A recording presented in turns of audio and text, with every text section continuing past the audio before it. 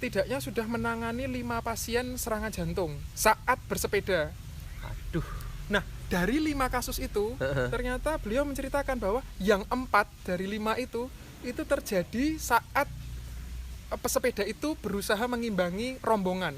Nah, jadi menurut saya memang penting sekali Lur untuk enggak perlu gengsi ketika kita bersepeda. Kembali lagi ke kemampuan. Tujuan kita bersepeda. Kalau tujuan memang pengen sehat ya sudah. Menurut harus saya sadar diri gitu ya Mas sadar ya. diri, enggak perlu gengsi. Terutama di tanjakan, jangan sampai kita Memaksa. berusaha mengikuti ya, harus di pace sendiri-sendiri. Terus Cara paling mudah sebetulnya dengan rumus maksimum heart rate kita masing-masing. Nah, maksimum itu bisa kita peroleh dari 220 dikurangi umur kita.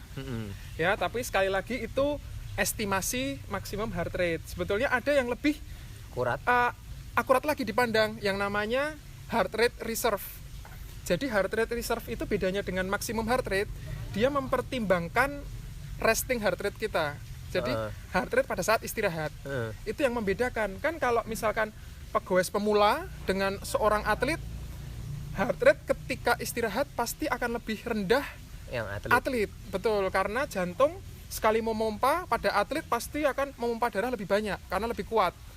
Sehingga dia tidak memerlukan heart rate yang tinggi untuk mencapai volume darah yang cukup, seperti itu. Beda dengan pegoes pemula, mungkin heart rate saat istirahat atau resting heart rate-nya dia akan masih cukup tinggi. Nah, cara menghitung heart rate reserve ini hampir sama, tapi bedanya adalah kalau heart rate reserve cara menghitungnya, kita tahu dulu maksimum heart rate kita tadi dengan rumus, kemudian dikurangi dengan resting heart rate kita. Jadi misalkan umur kita 30 tahun, berarti maksimum heart rate kita 190. adalah 190.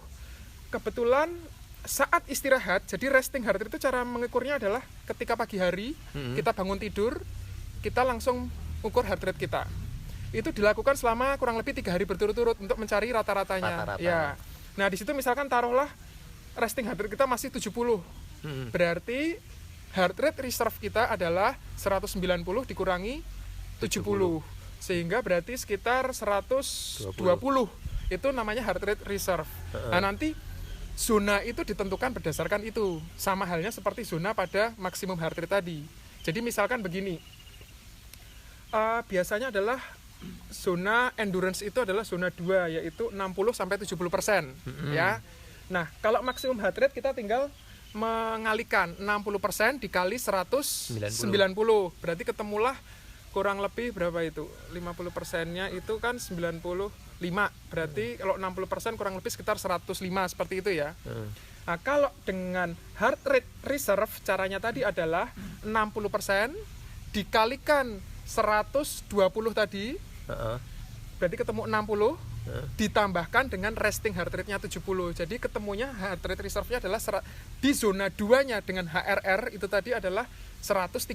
Beda dengan zona 2-nya MHR. Yaitu itu. Nah, HRR ini banyak dipandang lebih akurat dibandingkan dengan pengukuran dengan maksimum heart rate. Karena kita mempertimbangkan resting heart rate kita. Karena semakin kita berlatih kan resting heart rate kita akan semakin turun. Semakin rendah. Pasti akan berbeda. Nah, kalau kita hanya berpatokan umur, otomatis itu tidak dipertimbangkan antara orang yang biasa berlatih dengan orang yang baru memulai dengan resting heart rate yang tinggi, seperti itu. Sama ini juga ya Mas, biasanya teman-teman yang misalkan goesnya seminggu 3 kali, itu mesti, atau seminggu 4 kali, maksudnya ada seminggu tuh sering gitu, toleransi terhadap HR tingginya itu akan lebih terlatih itu ya Mas. Misalkan makanya beberapa orang yang goes tiba-tiba misalkan, wah aku pengen melu kancane, padahal kancane teman-teman itu sudah biasa goes. Kita nggak biasa goes tapi pengen ikut teman-teman yang biasa goes, itu kan HR-nya mesti ngaruh juga ya Mas. Benar sekali. Maka dari itu tadi sebetulnya kalau di luar negeri itu saat ini ketika orang ingin berolahraga itu tuh ada proses screeningnya. Ada proses untuk menentukan baiknya orang ini itu mulai latihan dengan intensitas yang bagaimana. Nah, itu salah satu ditentukan oleh tadi. Apakah seseorang tersebut sudah memiliki kebiasaan goes apa enggak? Berolahraga atau tidak. Gitu. Nah, biasanya yang dihitung suatu orang yang terbiasa itu minimal dia melakukan 3 kali dalam seminggu. 3 kali seminggu. Ya, durasinya kurang lebih sekitar 30 menit sampai 1 jam berolahraga. Itu bisa dihitung suatu exercise yang sering lah, reguler, betul. Nah, orang yang di bawah itu tidak masuk kategori reguler. Artinya harus hati-hati ketika memulai olahraga, betul. Tidak boleh langsung yang model gitu ya. Model ya memaksakan diri seperti itu, resikonya akan besar, apalagi dia memiliki faktor-faktor resiko berbagai penyakit. Nah, itu akan berbeda. Ini Mas, gimana kalau kita belajar caranya CPR? Jadi kalau kan basic life support itu ya Mas ya. Jadi kalau misalkan kita tidak sengaja misalkan di jalan ketemu teman-teman yang mungkin ada tiba-tiba heart attack gitu, jadi minimal kita tahu caranya gitu. Nah, mungkin Mas Wendy bisa mulai mengajarkan gitu gimana? Oke. Nah, jadi begini Mas Doni. Berkaca kepada kejadian belakangan ini bahwa banyak goeser tiba-tiba mengalami serangan jantung di jalan dan rata-rata itu goesnya rombongan. Nah, kita menyadari bahwa sebetulnya tindakan pertolongan pertama berupa kita sebutnya resusitasi jantung paru ya Mas, kalau bahasa Indonesianya ya, atau mungkin teman-teman kenalnya CPR gitu ya, cardiopulmonary resuscitation. Nah, seperti itu ternyata sebetulnya sangat bermanfaat untuk tadi berusaha menyelamatkan nyawa seseorang ya. Ketika kita melakukan tindakan seperti itu sebelum bantuan medis datang, nah itu ternyata darah yang kita pompakan itu memang tidak banyak, tetapi cukup untuk memberikan aliran darah ke jantung dan ke otak. Untuk berusaha tadi menyelamatkan nyawa orang tersebut sampai bantuan datang. Sehingga dampaknya akan sangat signifikan dalam menentukan nantinya seseorang tersebut terselamatkan atau tidak. Nah, maka dari itu mungkin kali ini belajar bersama saya ingin berusaha sharing sedikit mengenai cara yang benar supaya ketika kita menjumpai kejadian seperti itu kita bisa melakukannya dengan benar, tidak panik. Seperti itu sih Mas Doni ya. Kan biasanya soalnya teman-teman tuh kalau goes kan usianya macam-macam gitu kan. Jadinya kan mungkin yang usianya sudah sepuh-sepuh gitu, kalau ngimbangi yang 6 itu kan harus ya sadar gitu. Kalau copot ya copot aja. Cuman ini kan kita belajar bersama. Yuk, ayo Mas, gimana Mas? Siap. Mas Doni, mungkin saya pertama memperkenalkan diri dulu ya. Ini. Ya. Jadi, Lur, saya Dr. Wendy. Saat ini praktek di mana? Ya, bekerja di Rumah Sakit Panti Rahayu di Wonosari sebagai spesialis penyakit dalam. Mungkin kali ini saya akan share sedikit mengenai teknik resusitasi jantung paru ketika suatu saat kita menghadapi kasus-kasus emergensi, terutama adalah terkait dengan serangan jantung atau menghadapi pasien yang tiba-tiba tadi tidak sadar ketika kita berada di jalan ya. Oh, itu ini Mas, ini dulu apa jenenge? Ciri-cirinya apa, taunya itu kayaknya wah itu jantung apa itu gimana? Oh ya, jelas ya, ketika seseorang sedang melakukan aktivitas kemudian dia tiba-tiba pingsan ya, harus pertama kali kita berpikiran bahwa itu suatu henti jantung. Sampai terbukti tidak, betul, karena menit itu akan sangat berpengaruh tiap menitnya. Ini apa? Golden time-nya itu berapa menit? Jadi begini, pasien yang atau seseorang yang kehilangan oksigen dalam waktu lebih dari 5 menit di otaknya ya, itu resiko untuk menjadi normal kembali itu akan semakin berat, atau resiko untuk bisa tertolong itu semakin berat. Sehingga tadi 5 menit awal itu akan sangat penting.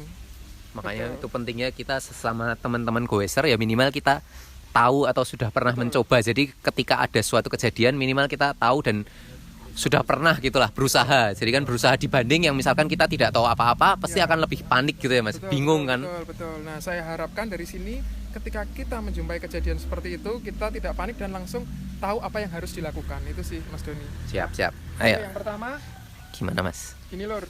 Jadi yang pertama kalau kita menghadapi seseorang yang tiba-tiba pingsan ketika berolahraga, yang pertama kita lihat adalah lokasinya. Ini membahayakan apa tidak? Misalkan di tengah jalan dan sebagainya, tentu langkah yang pertama yang harus dilakukan adalah mengamankan kita dan orang tersebut ya. Jadi memang tetap harus diamankan terlebih dahulu ya. Jadi bawa pasien ke pinggir ya. Safe dulu kita aman. Kemudian kita melihat kita ini sendiri penolongnya atau ada teman. Teman-temannya akan berbeda. Kalau ada teman, kita langsung meminta teman kita untuk telepon, misalkan 119 ya, ambulan. Tetap harus langsung melakukan pertolongan. Tetapi kalau kita sendiri, kita tetap langsung melakukan tindakan respon dulu ya. Jadi yang pertama kita lakukan adalah cek respon pasien. Kita bisa, Pak, bangun Pak, Pak, bangun Pak. Nah, begitu tidak ada respon ya, kita bisa langsung beranggapan bahwa hati-hati, ada kemungkinan pasien ini mengalami suatu henti jantung. Yang pertama kita lakukan adalah membebaskan jalan nafasnya terlebih dahulu ya. Caranya bagaimana? Rata-rata pasien kalau terlentang itu kan posisinya seperti ini. Jadi ada resiko jalan nafas itu terhambat oleh lidah karena dia posisinya tidak sadar. Sehingga yang bisa kita lakukan adalah prosedurnya namanya head tilt. Jadi kita tegakkan kepalanya gini, kita dongakkan kepalanya, chin lift, kita angkat dagunya. Nah, tujuannya ini adalah membuka saluran nafas. Nah, tindakan yang pertama dilakukan seperti itu ya. Tadi teman kita langsung mencari bantuan ya, tentunya ya, telepon bantuan dulu. Nah, setelah kita menegakkan seperti ini, kemudian kita cek pernafasannya. Caranya bagaimana? Caranya adalah lihat, dengar, rasakan. Jadi kita posisinya adalah telinga kita mendekati sini ya. Yang pertama adalah lihat, dengar, rasakan. Yang pertama kita lihat ada pengembangan dada atau tidak. Kemudian kita mendengarkan ada hembusan nafas atau tidak, dan kita rasakan ada hembusan apa tidak. Kalau tidak ada ketiganya, berarti kita asumsikan bahwa pasien ini saat ini tidak bernafas. Oke, ya. Nah, kalau begitu pasien tidak bernafas, kita langsung bisa melakukan teknik rescue breathing atau pertolongan nafas. Ya, hanya mungkin di saat pandemi ini mungkin kita juga harus waspada ya, karena tentunya itu juga meningkatkan resiko seperti itu, sehingga ini menjadi tindakan opsional ya. Kalau bisa dilakukan itu baik ya, kalau misalkan penolongnya tidak berkenan atau apa ya, terpaksa tidak dilakukan yang rescue breathing-nya ya, karena nanti yang utama adalah kompresi dadanya ya. Jadi kita bisa melakukan, nah, teknik melakukan rescue breathing ya, itu adalah jadi kita bernafas biasa ya, kita tarik nafas biasa, tidak perlu tarik nafas yang dalam. Kemudian kita katupkan hidungnya dengan posisi tangan kita tetap masih menjaga jalur nafasnya ya. Kita katupkan hidungnya, kemudian kita tempelkan mulut kita tepat di sini, kemudian kita hembuskan seperti kita bernafas biasa. Justru tidak boleh terlalu keras, karena kalau terlalu keras tekanan di sini akan tinggi, justru akan menghambat aliran darah kembali ke jantung. Kemudian juga menyebabkan inflasi lambung itu menjadi berlebihan, dan itu meningkatkan resiko tersedak dan sebagainya. Sehingga memang dianjurkan nafasnya itu sebetulnya seperti nafas biasa. Nah, berapa lama kita lakukan? Kita lakukan selama 1 detik. Jadi 1 detik cukup. Kemudian itu dilakukan tiap 5-6 detik, cukup 2 kali saja. Jadi 2 kali. Kemudian, nah itu, seperti itu. Nah, setelah itu 2 kali, kemudian kita langsung cek nadi. Nadi mana yang dicek? Adalah nadi yang paling dekat, yaitu di nadi karotis, ya, nadi pembuluh darah karotis, yaitu di sini. Nah, cuman dalam melakukan pemeriksaan nadi ini, kadang kalau bukan orang yang terbiasa melakukan pemeriksaan mungkin agak sulit. Nah, dianjurkan kita tuh hanya memeriksa batasnya 10 detik.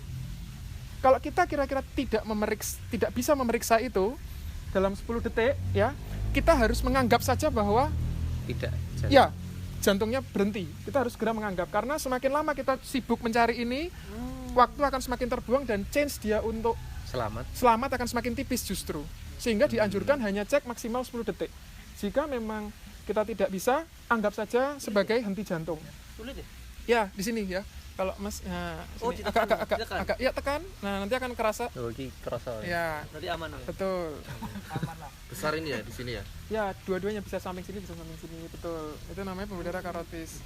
Nah, jika itu kita tidak bisa merasakan, ya, kita langsung memulai dengan CPR. Betul, kompresi dada ya. Bagaimana cara kompresi dada yang benar? Yang pertama adalah letaknya. Oke? Nah, letaknya itu ini kan ada tulang rusuk ya. Ya, ini adalah batas bawah tulang rusuk. Ya. Paling mudah seperti ini. Kita saja tinggal kita urutkan begini ya sampai ke ujungnya. Nah, dari ujungnya ini kita taruh 2 jari kita, berarti dia di sini. Nah, jadi 2 jari di atas ujungnya. Jadi mudahnya begini aja, kita ikuti alurnya. Up. Nah, dah gini. Tek.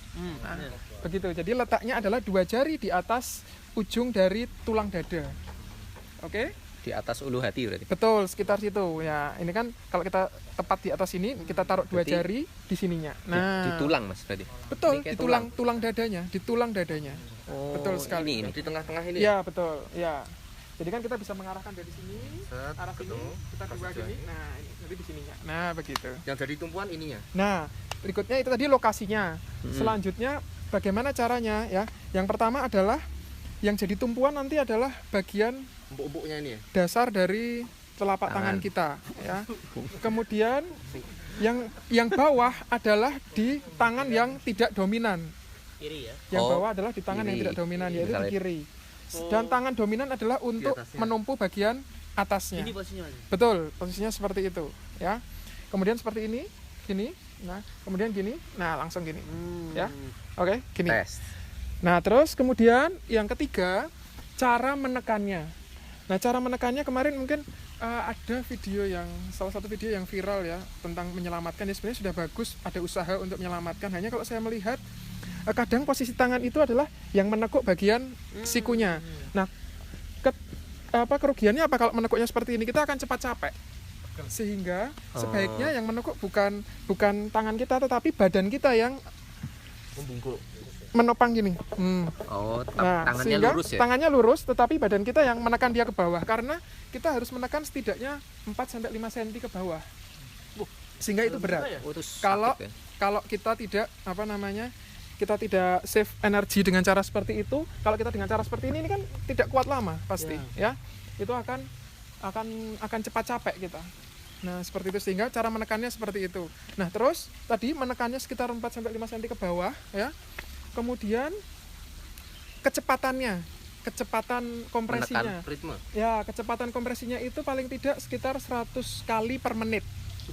Jadi, kalau kita lihat, ini sebenarnya ada indikatornya ya. Dia kalau hijau berarti sudah betul, kalau merah berarti salah, kalau kuning kecepatan.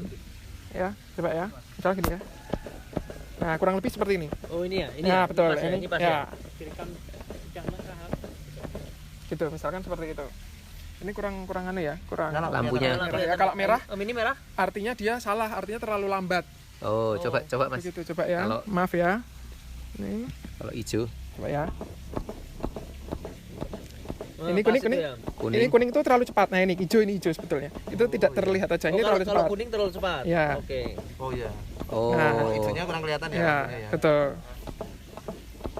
Jadi nggak bisa yang terlalu lambat atau terlalu cepat. Lebih baik agak terlalu cepat dibandingkan terlalu lambat. Tetapi juga tidak boleh terlalu cepat, karena kalau terlalu cepat kita justru tidak memberikan kesempatan untuk recoil, istilahnya dadanya kesempatan untuk mengembang. Kan itu juga tidak cukup untuk memberikan darah. Kalau berhasil orangnya nafas lagi. Nah, begini, ini dilakukan berapa kali kan seperti itu. Berapa lama? Jadi satu siklus kita melakukannya adalah 30:2. Artinya setiap 30 seperti ini, jadi 1, 2, 3, 4, 5, 6, 26, 27, 28, 29, 30. Setelah 30 kita langsung melakukan rescue breathing lagi 2 kali. 1, 2. Nah, kalau 2 penolong, tadi satunya siap rescue breathing, satunya CPR. Nah, seperti itu satu siklus namanya. 30:2 itu satu siklus. Nah, kapan gantiannya kan gitu kan, harus gantian, kalau tidak pasti di sini capek kan gitu. Gantiannya adalah tiap 5 siklus. Jadi sebanyak tadi itu 32 langsung kita cek dulu. Cek nafas dan nadi. Cek nadi dulu. Kalau dia masih belum ada nadi, langsung gantian. Gantiannya tidak boleh lebih dari 20 detik. Harus cepat gantiannya ya. Gantian satunya yang melakukan rescue breathing, satunya yang melakukan kompresi dada. Nah, seperti itu dilakukan bergantian terus. Tapi tiap 5 siklus atau 5 siklus itu asumsinya biasanya tiap 2 menit sama saja. 32 seperti itu akan terjadi dalam waktu 2 menit. Cepat dalam 5. Cepat. Nah, setiap 2 menit kita cek cek nadinya sampai pertolongan datang. Sampai pertolongan datang atau kalau sampai lebih dari 5 menit ternyata masih belum ada respon, tetap lanjutin tetap CPR lanjut terus. Jadi kan makanya 2 menit udah lebih dari 5 menit ya tetap dilanjutkan sampai pertolongan datang atau sampai penolong memang sudah fatigue ya, kehabisan tenaga, itu sudah. Kalau sudah keluar nadi tidak sadar itu berarti sudah berhasil, Mas. Betul. Jadi meskipun nggak sadar cuma nadinya ada. Betul. Nah, kalau di film-film itu kan langsung gitu biasanya di film-film. Sebetulnya sangat jarang yang kemudian langsung di film sadar jarang, seperti itu, sangat jarang karena kan tadi ya ketika dia serangan jantung itu kan kelistrikan jantung itu dalam kondisi berat ya, sangat tidak baik, sehingga yang pertama akan recover atau membaik itu adalah itu dulu, detak jantungnya dulu ada gitu. Tapi dia darah kan belum kemudian secara penuh sampai ke otak. Kemudian juga tadi ketika otak kehilangan kehilangan oksigen dalam waktu sedikit kan pasti sel-sel otak sebagian ada yang lumpuh, kita sebutnya iskemik ya, atau kekurangan oksigen. Nah, itu kan butuh pemulihan. Jadi tidak sulit sekali orang untuk bisa langsung sadar. Tapi minimal usaha kita adalah tujuannya mengembalikan detak jantungnya. Betul, detak jantungnya. Tidak akan ada aliran darah hembusan udara nafas kalau jantungnya juga belum bergerak, kan begitu. Jadi utamanya adalah kita. Nah, tujuan kita kompresi dada itu tadi, kita menciptakan aliran itu ke jantung dan ke otak. Alirannya memang nggak terlalu banyak yang kita bisa pompakan, tapi itu cukup sebetulnya untuk tadi mencoba mengembalikan jantung. Tapi kemungkinan keberhasilannya berapa persen Mas ya? Tergantung kondisi. Ya, tergantung penyakit penyerta, tergantung juga tadi pertolongan yang datang seperti itu. Betul sekali. Tetapi itu jelas lebih signifikan untuk menyelamatkan nyawa dibandingkan tidak melakukan apa-apa. Jelas. Minimal kita ada usaha. Betul, itu jelas. Nah, seperti itu. Sampai tadi pasien sudah ada detak jantung ya. Tapi kalau kita gampangnya gini, kalau kita tidak bisa mengecek detak jantung ya. Sampai kapan? Sampai kita melihat bahwa ada gerakan pada pasien, kedip mata misal. Ada gerakan apapun pada pasien, kita asumsikan bahwa pasti itu sudah sadar lah ya. Sudah ada kembali. Ya, itu ada kita respon, bisa. Betul. Kan kadang sulit itu dalam posisi kita tidak panik aja sulit mengecek ini kadang-kadang. Apalagi posisinya kita panik kan pasti gitu loh. Nah, itu kita mengecek responnya saja. Kita cek responnya. Nah, kemudian bagaimana setelah pasien ada nafas dan ada detak jantung. Nah, kita biasanya tempatkan pada posisi recovery atau kita bilang recovery position. Nah, recovery position itu tujuannya untuk supaya dia tidak kembali tersedak atau menjaga agar jalur nafasnya itu tetap terbuka, betul. Bagaimana recovery position? Nah, sebetulnya gini, kalau ada yang ini sayangnya nggak ada tangannya ya. Coba Mas Aham. Mau berbaring nggak apa-apa Mas Aham. Berbaring Mas Aham. Ini Mas Aham, berbaring kepalanya di sini. Ya, oke. Nah, misalkan tadi kita sudah melakukan CPR tadi ya. Kemudian kita sekarang akan melakukan recovery position. Yang pertama adalah ini biasanya, pasti akan nggak bisa nengkok ya kalau tidak sadar. Yang pertama adalah tangan kita ya. Ini yang sebelah sini diposisikan terlentang begini ya. Kemudian tangan sebelah sini kita tekuk bagian sininya. Nah, di belakang sini. Oke? Ini recovery ini. Ya, sebentar. Kemudian ini kita tarik ke sini. Iya. Nah, biasanya posisi kaki akan berada gini. Nah, posisi recovery ini kepala biasanya akan situ. Nah, posisi recovery justru di dalam posisi seperti ini. Coba Mas, pasrah wae. Jadi bukan posisi terlentang, tapi posisi seperti ini. Ya. Karena di sini menjaga agar jalan nafas tetap terbuka. Nah, ini posisi recovery ya. Jadi tidak kita biarkan terlentang, malah miring ya, betul. Dengan tangan seperti itu. Tangannya posisinya seperti ini. Betul. Ini tangannya atas, ini tangan di sini. Nah, begitu. Tangannya di sini. Ya. Kurang lebih seperti ini posisi recovery untuk menunggu sampai bantuan datang. Kalau nafasnya oleh lega ya. Seperti itu. Nafasnya lebih enak, Bukan ketika